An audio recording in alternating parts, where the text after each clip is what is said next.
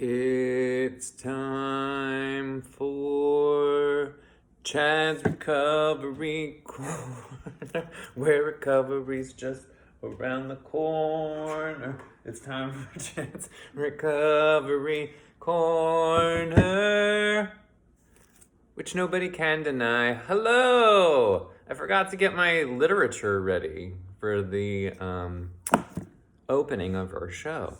And, I could go back and refilm it, but, that's what we're going to be perfectly imperfect today.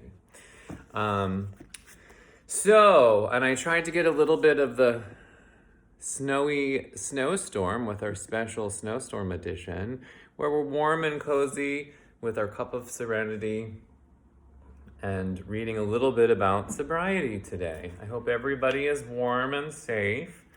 And maybe today I'm gonna go build a snowman. Won't that be fun? I don't know if that's actually gonna happen, but it's a thought. So, January 31st from The Gay One, as we like to refer to it as. Still conference approved. Let's see. Sadness, anger, creative expression, and activism are among many of our responses towards the bias and bigotry that we encounter. But what about our own homophobia? Even those of us who are most outspoken have absorbed and internalized prevailing homophobic attitudes. At some level, perhaps deeper than our conscious awareness. Let's take a moment to think about that. Deeper than our conscious awareness.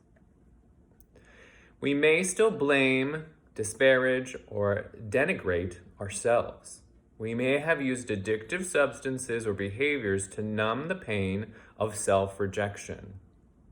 Each of us must face our internalized homophobia before complete healing can take place in our hearts and in our families and communities. Today, I confront my own homophobia as I grow in self-love and self-acceptance. So, since this is the gay one for the LGBTQIA plus community, this is kind of appropriate for that. However, for some of our cisgendered or heterosexual identified watchers, this is really talking about what we have as far as internalized shame or kinds of self-rejection or self-hatred. So for me, I am taking the journey down what's going on in my subconscious. It's saying that not only do we kind of need to identify the things that are obvious to us, if we're hateful or we can hear our own self-language about either sounding too feminine or looking a certain way or being too this or too that there are also things that are going on in our subconscious that we don't have aware of, and we need to potentially, or perhaps, find different ways of getting at those. What are some of those, you might ask? Well, I'll tell you. As far as what I know so far, it's things like meditation. So, in the steps, it actually says in the 11th step, is it the 11th step? Sought through prayer and meditation. I think it's the 11th step. I'm really bad with numbers, but it's in there, trust me. Sought through prayer and meditation. So it's in the steps as far as what meditation means. Does it mean you need to sit down with incense and say Yong Ong Rong Gong He, like they did in What's Love Got to Do With It by Angela Bassett? If you haven't seen it, you should. You can sit in silence for a little bit of time. Use a guided meditation.